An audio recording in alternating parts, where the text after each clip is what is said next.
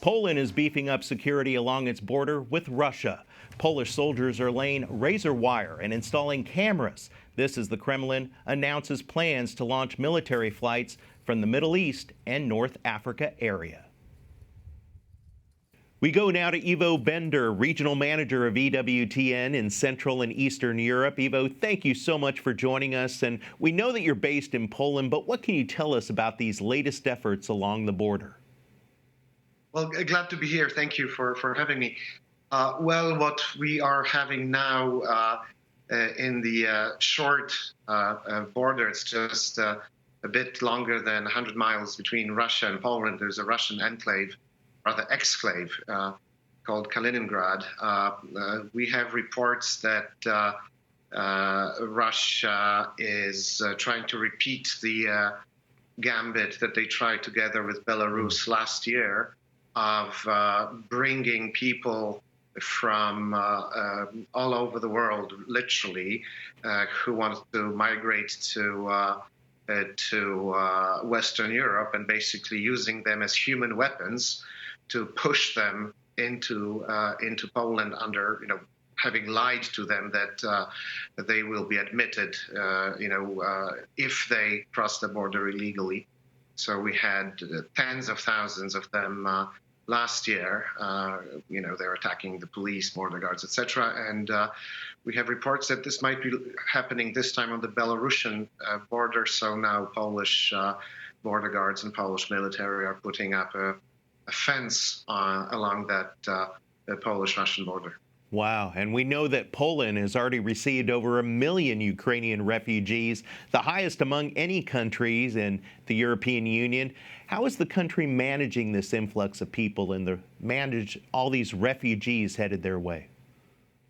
Well, you can look at it from, two perspectives, the sort of simple numbers. So we have about 400,000 Ukrainians who are working legally in Poland.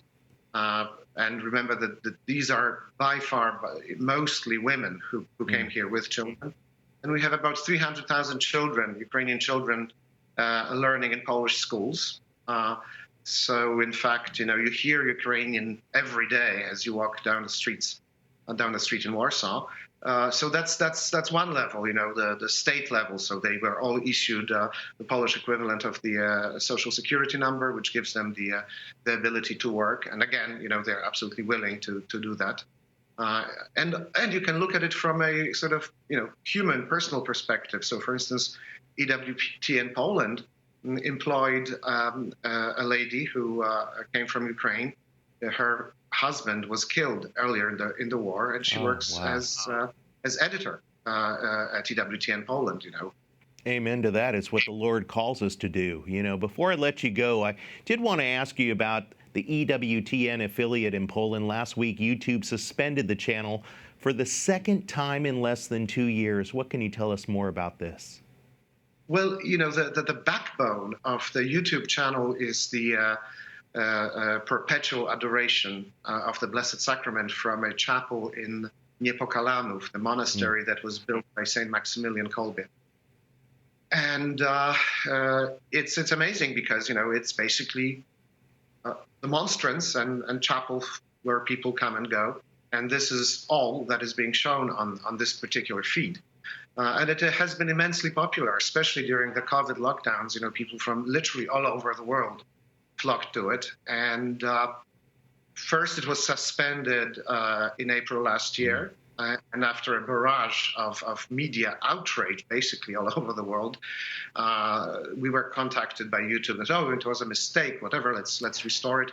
This time the situation repeated, but the channel was actually not suspended, but completely canceled.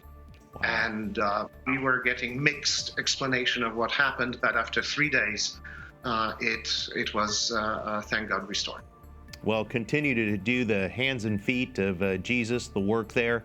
Ivo Bender, a pleasure to always speak with you. Thank you again.